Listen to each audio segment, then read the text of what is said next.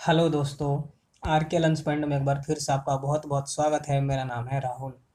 तो जो सीरीज़ मैं आपकी लेकर हाजिर हुआ था जो कि बिजनेस स्टडी की थी, हिंदी मीडियम में थी, 11वीं कक्षा वालों के लिए थी और सीबीएसई का सिलेबस मैं आपको इसमें कवर कर रहा हूँ, करवा रहा हूँ। ठीक है। तो इसी सीरीज़ में मैं आपकी चैप्टर 5 जो कि अगली चैप्टर है आपके, ठीक है, तो इसकी एक्सरसाइज 5.1। 5.1 कहने का कोई फ़ायदा नहीं है क्योंकि इस चैप्टर में केवल एक ही एक्सरसाइज है। ठीक है। जो पांचवा चैप्टर है आपका, इसमें केवल एक ही एक्सरसाइज है। तो इसके साथ मैं हाजिर हूँ। तो चलिए वीडियो को स्टार्ट करते हैं और आज की इस चैप्टर को आज ही हम समाप्त कर देंगे क्योंकि इस चैप्टर में केवल एक ही एक्सरसाइज है। ठीक है। इससे पहले के जितने भी चैप्टर्स है, एक्सरसाइज है, अगर उनको नहीं देखा है तो उनके प्ले लिस्ट का लिंक मैंने आपको डिस्क्रिप्शन में दे रखा है नीचे, वहाँ से जाकर आप उनको देख सकते हैं।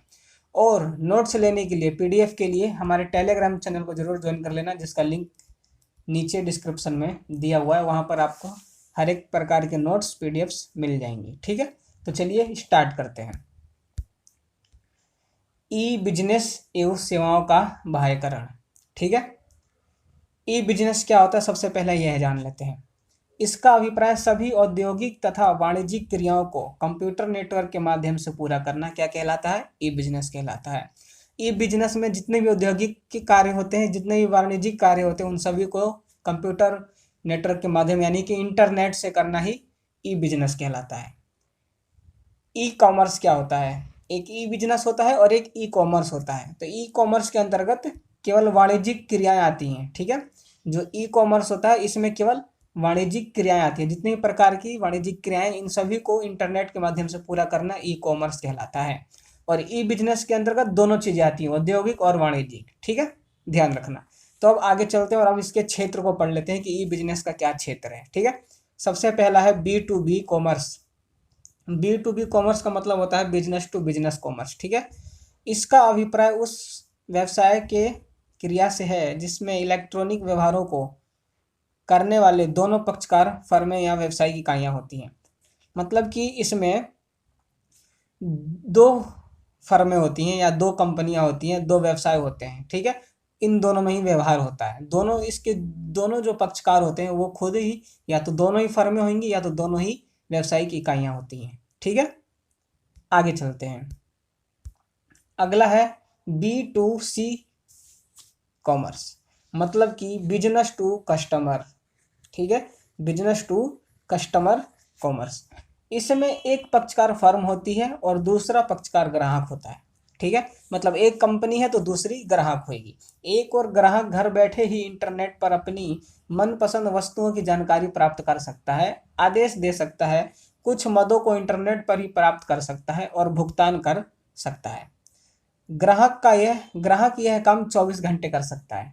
ठीक है। मतलब यहाँ पर यह बताया गया है कि इंटरनेट के माध्यम से, ई कॉमर्स के माध्यम से, ई बिजनेस के माध्यम से ग्राहक को क्या क्या फायदे हैं, क्या क्या कर सकता है और एक व्यवसायी क्या क्या कर सकता है। ठीक है। यहाँ तक हमने ग्राहक की बात की थी। अब दूसरी ओर फर्म किसी भी समय सर्वेक्षण कर सकती है कि कौन क्या खरीद रहा है और ग्राहकों का संतुष्टि स्तर क्या है।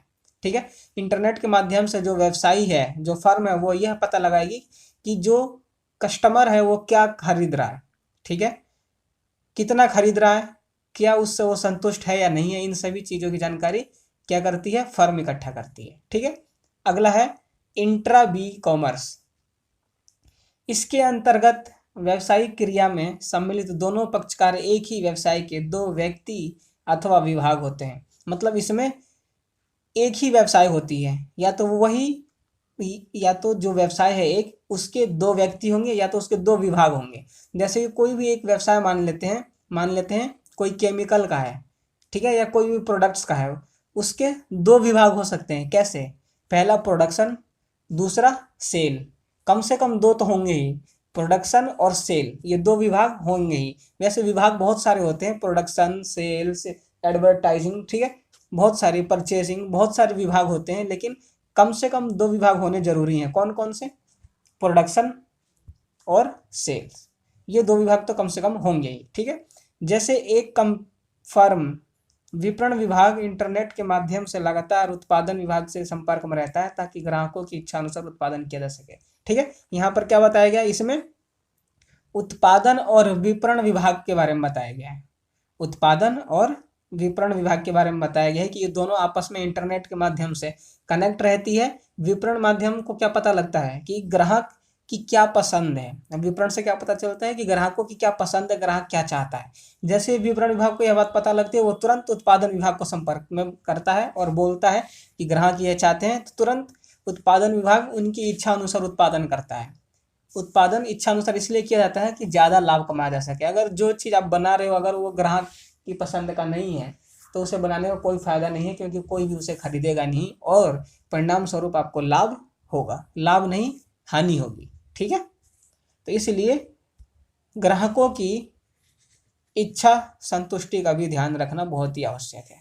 ठीक है, और जो लास्ट है वो है C2C कॉमर्स। C2C का कॉमर्स का मतलब क्या है? Customer to customer commerce. नाम से पता लग रहा है C2C यानी कस्टमर टू कस्टमर। इसके अंतर्गत व्यवसाय में सम्मिलित दोनों पक्षकार ग्राहक होते हैं। ठीक है, इसकी आवश्यकता उन वस्तुओं के क्रय विक्रय के लिए होती है जिनके लिए पहले से स्थापित बाजार नहीं होते। ठीक है, जिनके लिए पहले से कोई बाजार नहीं है उसके लिए कस्टमर टू कस्टमर मतलब एक कस्टमर ही दूसरे कस्टमर को बेच देता है। जैसे पुराने कपड़े व पुरानी किताबें। अगर आपको पुरानी किताबें आपके पास है, एक स्टूडेंट के पास पुरानी किताबें हैं, अगर उसके यूज़ की नहीं हो, जैसे वो 11th क्लास में है, ठीक है, जैसे तुम ही 11th क्लास में हो, अब 12th में चले जाओगे तो जो तुम्हारी 11th की बुक है वो क्या करोगे? इसके लिए कोई स्थापित बाजार है जहाँ पर लेकर जाओगे बेचने के लिए? नहीं। तो अब क्या करोगे? दूसरे जो स्टूडेंट है जो 11th में आएंगे उनको बेच दोगे। तो ये क्या हो गया? ये कस्टमर टू कस्टमर हो गया। ठीक है, इन्हें नकदी के आधार पर बेचा जाता है। ठीक है, नकदी के आधार पर बेचा जाता है मतलब बेचो और पैसे ले लो तुरंत ही। ठीक है, या हो सकता है कि वस्तुओं के बदले वस्तुओं के आधार पर बेचा जाता हो सकता है कि तुम अपनी 11th की बुक देकर आप कोई दूसरी बुक उनसे ले रहे हो। ठीक है, तो इसलिए यहाँ पर क्या है? ये कस्टमर टू कस्टमर कॉमर्स है। ठीक है, तो ये हमने ई बिजनेस के क्षेत्र देख लिए। अब हम देख लेते हैं कि इसके लाभ क्या क्या है। ठीक है, इसके लाभ क्या क्या है। विश्व स्तर पर पहुंच। विश्व स्तर पर पहुंच। जो व्यवसायी ई बिजनेस से जुड़ जाते हैं उनकी पहचान विश्व स्तर पर होने लगती है। इससे उनके बाजार का विस्तार होता है। ठीक है, नए नए ग्राहक इनके संपर्क में आते हैं, परिणाम स्वरूप बिक्री में वृद्धि होती है। ठीक है, जो भी व्यवसायी है अगर वो ई बिजनेस से जुड़ता है तो क्या होता है? वो वर्ल्ड वाइड हो जाता है, विश्व स्तर पर उसकी पहुंच हो जाती है और उसे विश्व स्तर पर जाना पहचाना जाता है। इससे क्या होता है कि नए नए ग्राहक उससे जुड़ते हैं, सामान खरीदते हैं, परिणाम स्वरूप उसकी बिक्री में वृद्धि होती है और बिक्री में वृद्धि होगी तो 100% लाभ भी होना ही होना है। ठीक है, अगला है पूर्ति श्रृंखला में कमी। पूर्ति श्रृंखला में कमी मतलब कि जो भी सप्लायर चैन होता है, सप्लायर्स होते हैं, उनमें कमी आई। कैसे? ई बिजनेस के कारण मध्यस्थ लुप्त होने लगे। पहले क्या होता था कि मध्यस्थों के माध्यम से क्या बिजनेस किया जाता था। थोक व्यापारी फुटकर व्यापारी को देते थे, फुटकर व्यापारी कस्टमर को देता था। लेकिन अब क्या हो रहा है? पूर्ति श्रृंखला में कमी आने लगी है, क्योंकि उत्पादक सिरोही उपभोक्ता से संपर्क करते हैं। जो उत्पादक होता है वो सिरोही नहीं है, गलत मिसप्रिंट है। ठीक है, सीधा, क्योंकि जो उत्पादक है वो सीधा उपभोक्ता से संपर्क करता है और बीच में मध्यस्थों की जरूरत नहीं पड़ती। ठीक है, यहाँ पर सप्लायर्स मध्यस्थों की कमी इसलिए हो रही है क्योंकि पहले के ज़माने में थोक व्यापारी फुटकर व्यापारी हो गया, यानी कि मध्यस्थों को अपना माल बेचते थे और मध्यस्थ फिर जाके कस्टमर को बेचता था। लेकिन अब क्या होता है? ई बिजनेस के कारण सब कुछ इंटरनेट पे है, तो सीधा क्या करता है? उत्पादक उपभोक्ताओं से जुड़ता है और उपभोक्ता उत्पादकों से जुड़ता है और सीधा इन दोनों के बीच में अब कोई नहीं रह गया, इंटरनेट के सिवाय। ठीक है, तो इसीलिए यहाँ पर क्या होता है? मध्यस्थ जो भी हैं, जो भी श्रृंखला की चैन है इनकी, उन सभी का यहाँ पर कमी हो रही है और हो सकता है आने वाले टाइम में ये समाप्त भी हो जाए। सीधा उत्पादक से उपभोक्ता संपर्क करेगा और अपने प्रोडक्ट खरीदेगा, घर पर आएगा। ठीक है, अगला है सरल वितरण प्रक्रिया। इसके अंतर्गत अनंत सेवाएं व सूचनाएं कंप्यूटर पर ही प्राप्त हो जाते हैं, जिससे वितरण प्रक्रिया सरल व सस्ती हो जाती है। ठीक है, इंटरनेट से हर चीज़ आपको मिल सकती है। कोई भी सूचना हो, कोई भी सेवा हो, आप इंटरनेट के माध्यम से कंप्यूटर से प्राप्त कर लेते हैं। जिससे क्या होता है कि उसके वितरण की प्रक्रिया, पहले आपको अगर कोई सूचना लेनी होती थी या तो न्यूज पेपर में, पहले के टाइम में न्यूज पेपर में पढ़ते थे, तो उससे क्या होता था? आपको अनावश्यक मतलब कि ज़्यादा वो आपको महंगी पड़ती थी। ठीक है, लेकिन अब इंटरनेट के माध्यम से आप कुछ भी कहीं भी किसी भी प्रकार की चीज़ की जानकारी ले सकते हैं, कोई भी सेवा ले सकते हैं, जिससे वितरण प्रक्रिया भी असल में जो भी है वितरण प्रक्रिया वो सरल हो गई है, ठीक है, और सस्ती भी हो गई है। अगला है शंकाओं का तुरंत समाधान।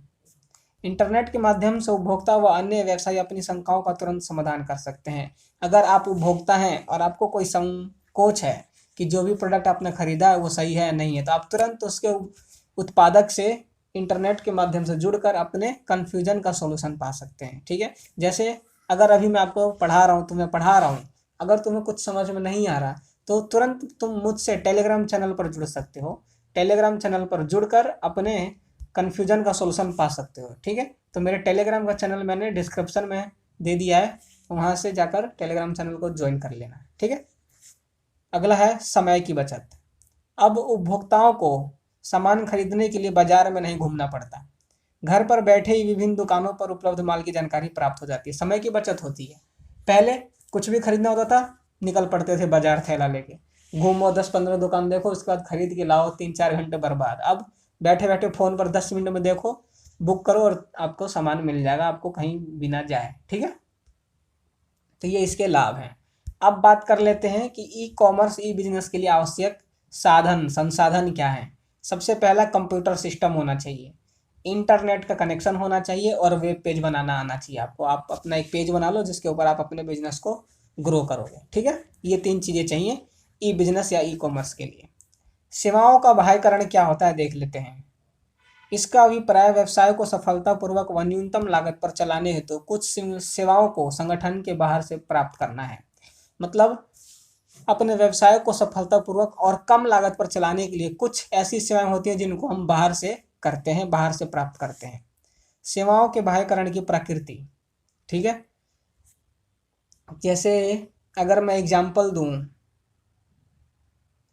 बाह्यकरण की, मैं कह रहा हूं जो कि सेवाओं को संगठन के बाहर से प्राप्त करना है, तो इसका कुछ अगर मैं एग्जांपल दूं तो ये हो सकता है, जैसे कि संगठन के बाहर से पूरा क्या क्या करवाया जा सकता है।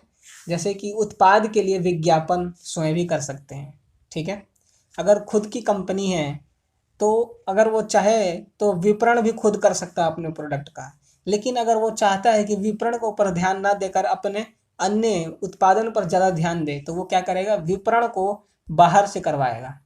इससे क्या होगा कि न्यूनतम लागत हुई, क्योंकि वो खुद खर्च करता है तो हो सकता है कि ज़्यादा भी खर्च कर सकता है, ठीक।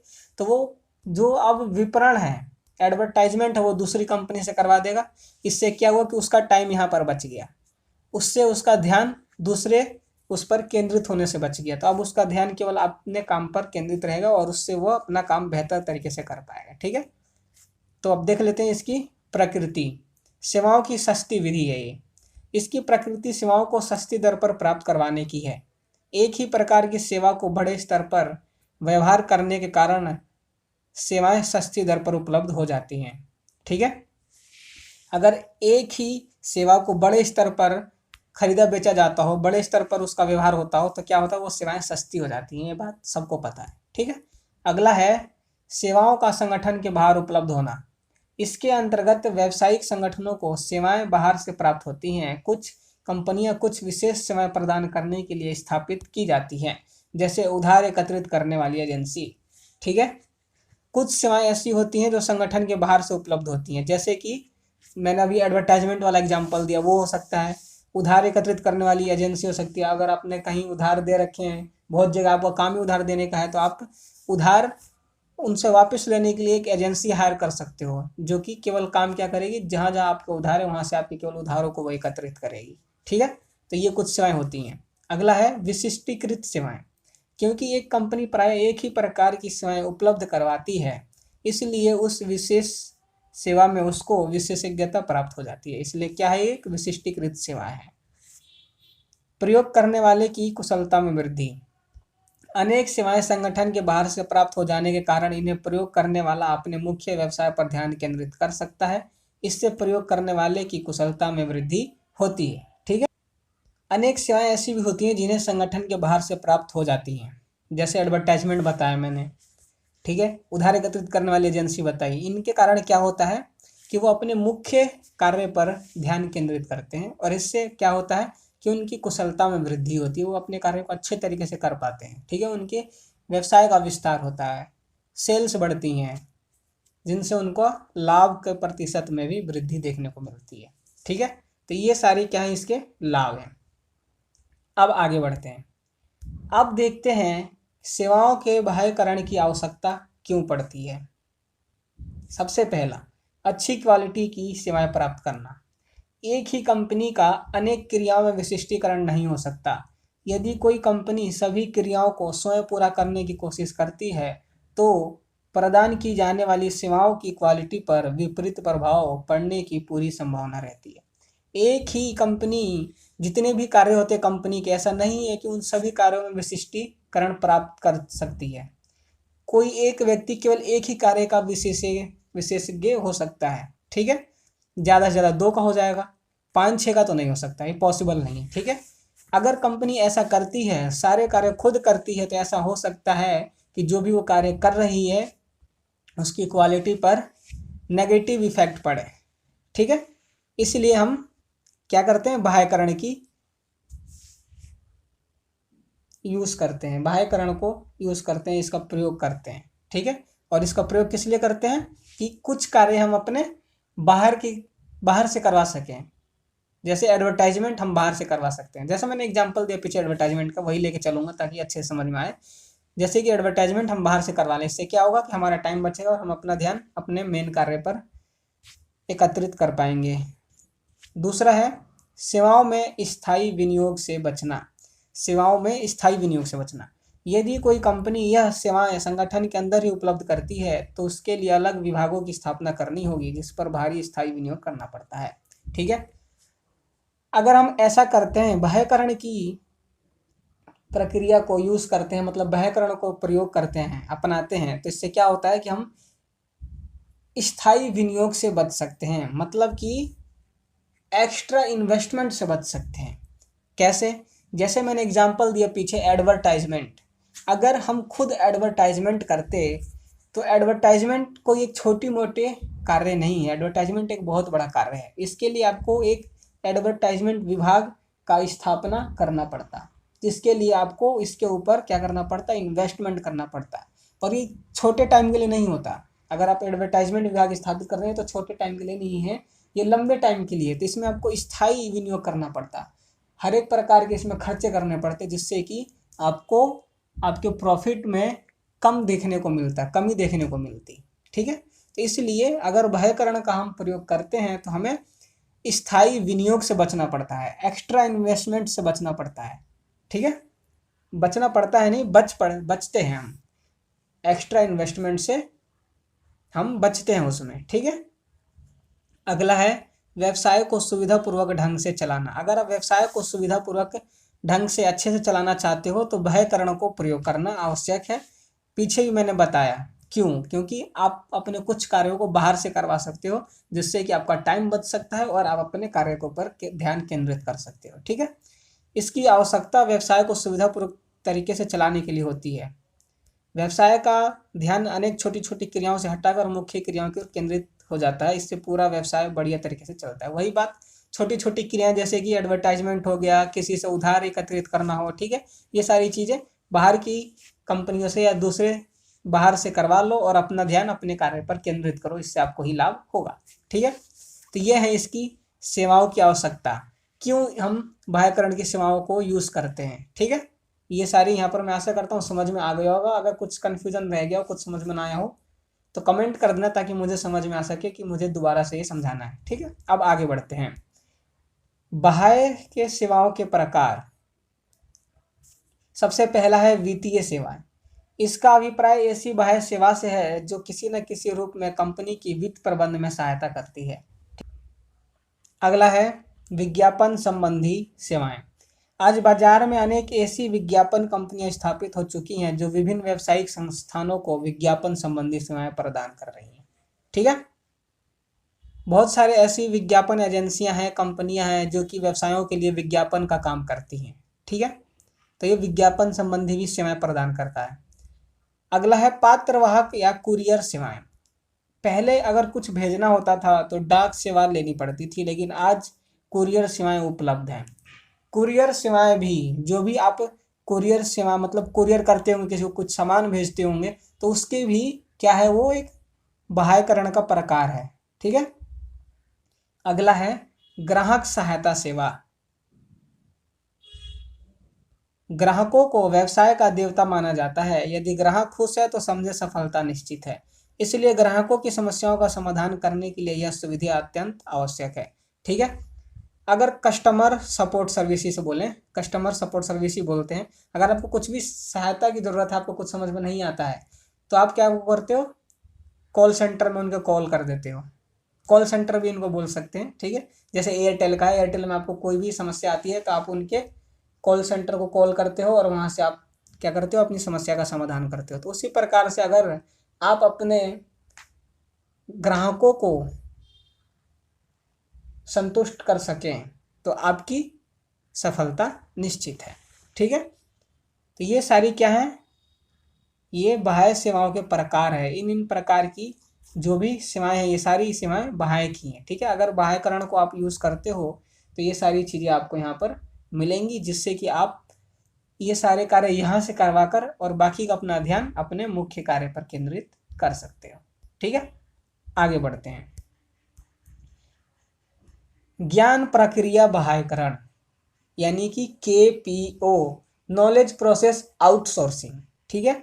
इसका अभिप्राय व्यवसाय को सफलतापूर्वक व न्यूनतम लागतों पर चलाने के लिए उच्च स्तरीय ज्ञान की जरूरत वाले कार्य संगठन के बाहर से कराने से है। मतलब वही आपको जो भी कार्य हैं, आपने कुछ कार्य बाहर से करवा लो ताकि समय बच जाए और आप अपना ध्यान अपने कार्य पर नियंत्रित कर सको।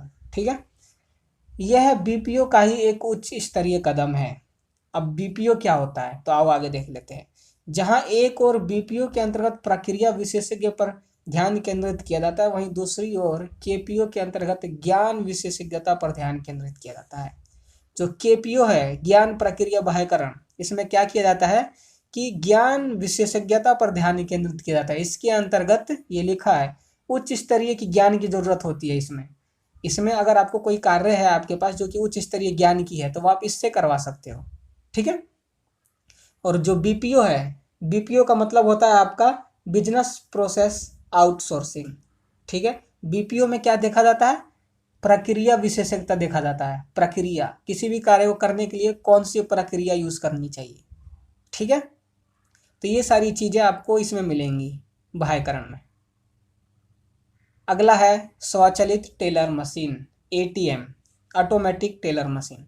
इसका अभिप्राय बैंक के एक विशेष इलेक्ट्रॉनिक मशीन से है जो ग्राहकों को बिना बैंक में जाए ही आधारभूत बैंकिंग व्यवहारों को पूरा करने की अनुमति प्रदान करता है। ये बताने की जरूरत नहीं है ATM क्या होता है, इसका यूज़ क्या होता है, कैसे करते हैं। आप सभी लोग जानते हैं कि ATM वह इलेक्ट्रॉनिक उपकरण है जिसका हम यूज़ 24 घंटे कर सकते हैं।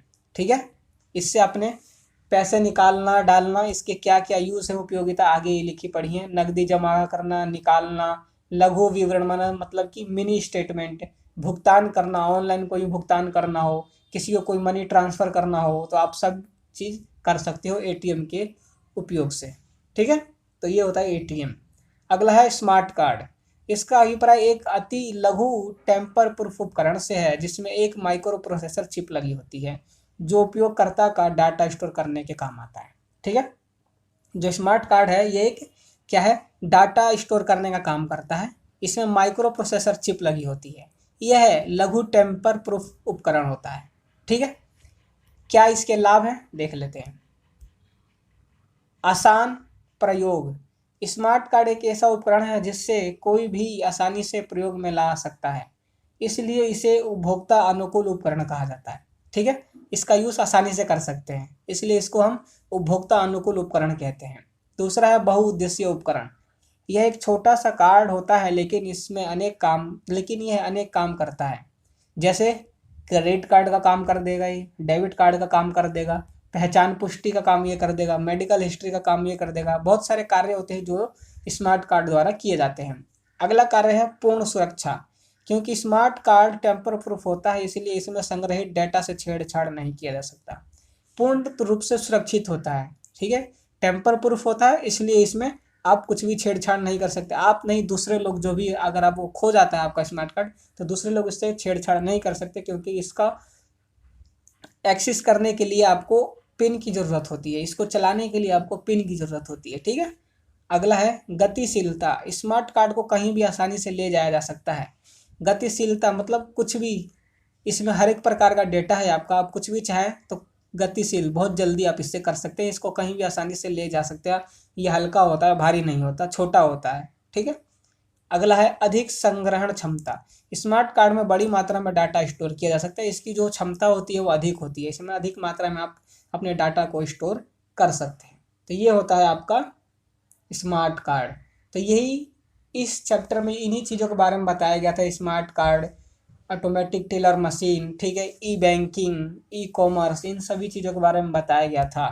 तो मैं आशा करता हूँ कि ये चैप्टर आपको यहाँ पर अच्छे से समझ में आ गया होगा। अगर कुछ भी समझ ना आया हो तो नीचे कमेंट कर देना, या मेरे टेलीग्राम चैनल से जुड़ जाना और वहाँ पर मुझसे पूछ लेना। इंस्टेंटली आपको आपके क्वेश्चंस का आंसर वहाँ पर मिल जाएगा, आपके सॉल्यूशंस वहाँ पर आपको जल्दी देखने को मिल जाएंगे। पीडीएफ चाहिए नोट्स वाले, डिस्क्रिप्शन में लिंक है, वहाँ से जाकर डाउनलोड कर लेना, टेलीग्राम चैनल को ज्वाइन कर लेना। ठीक है, तो आज की वीडियो में बस इतना ही। मैं आशा करता हूँ कि वीडियो अच्छी लगी होगी, समझ में आई होगी। तो अभी तक आपने हमारे चैनल को सब्सक्राइब नहीं किया तो सब्सक्राइब करके नोटिफिकेशन बेल को जरूर ऑल पर सेट कर लेना, ताकि आने वाली वीडियोज़ की नोटिफिकेशन से मिस ना रह पाओ। कमेंट कर देना जो भी हो, वीडियो अच्छी लगी हो तो लाइक कर देना, और अपने दोस्तों के साथ भी शेयर करना जो कि बिजनेस स्टडी को हिंदी में पढ़ना चाहते हैं। तो आज की वीडियो में बस इतना ही। बहुत जल्द मैं आपकी अगले चैप्टर के साथ अगले वीडियो में मिलूंगा। तब तक के लिए गुड बाय, जय हिंद, जय भारत।